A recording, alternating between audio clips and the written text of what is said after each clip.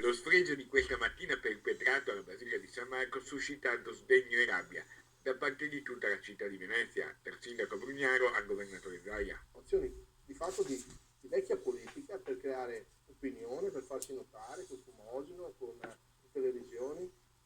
Allora l'appello va fatto ai giovani che non seguono questi esempi, questi sono veramente esempi che ci portano su niente.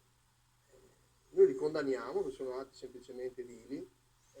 Rispetto al massimo le proteste democratiche di tutti, ci mancherebbe, soprattutto se riguardano temi così importanti come quello del cambiamento climatico.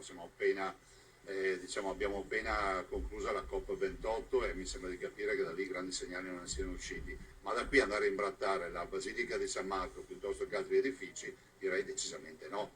L'episodio ha fatto scalpore anche a livello nazionale. Tra le più alte cariche dello Stato, sia il Presidente del Senato Ignazio La Russa che quello della Camera dei Deputati Lorenzo Fontana hanno espresso ferma condanna e solidarietà alla città di Venezia.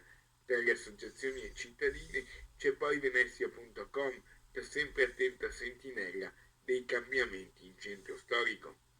Abbiamo anche noi paura e non siamo tutelati dal governo, però non per questo andiamo ad imbrattare dei monumenti come la Basilica di San Marco, e quindi speriamo che siano puniti come è giusto che siano puniti.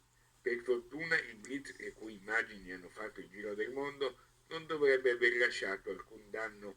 Questa mattina operai e maestranze con il proto della Basilica professor Mario Piana erano subito al lavoro per ripulire. Nel pomeriggio è stata convocata una riunione della procuratoria, così al telefono il primo procuratore Carlo Alberto Tesserino.